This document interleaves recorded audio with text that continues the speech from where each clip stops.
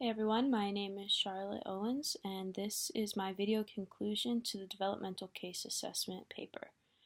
First thing I'm going to touch on is what are the implications to social work of understanding your child's development.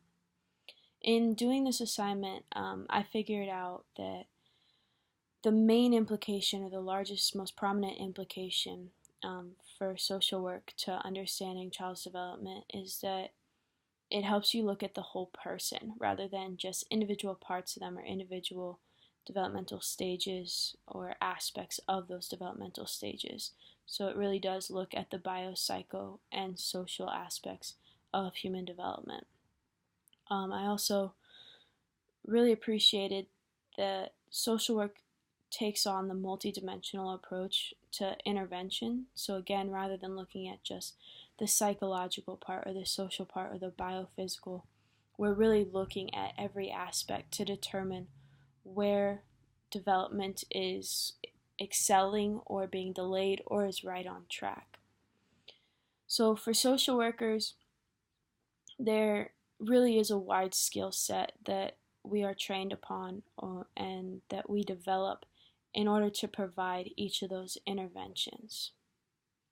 So for me, in Southeast United States rather than the Southwest, the ASQ in general is a good tool to use with the populations around here. The only caveat to that would be is staying aware of the socioeconomic statuses of the children in order to account for those differences.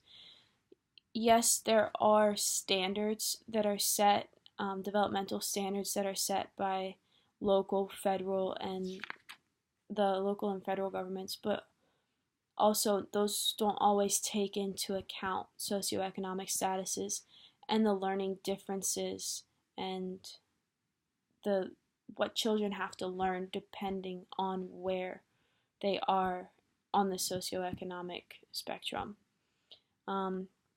This is important because in higher class areas, they're going to be learning different things and developing different skills, whereas kids in lower socioeconomic areas, such as inner city kids, they're going to be more focused on developing their gross motor skills and their problem solving more so than they are on perfecting communication.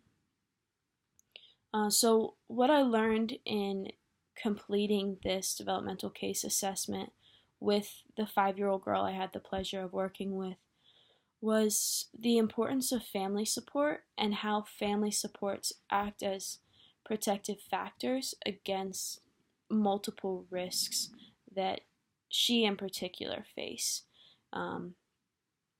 because she comes from a large family in somewhat of a broken home.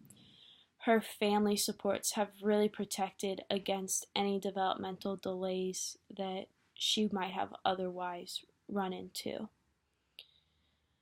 Another thing I learned was because she is the youngest person in her family and the only girl,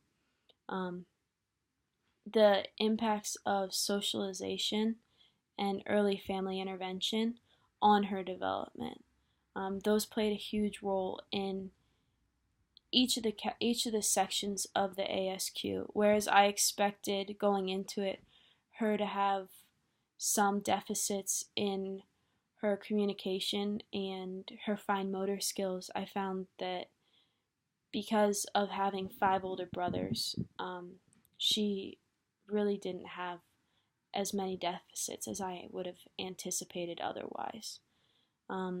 The other thing was introductions to concepts young, specifically grammar and semantics.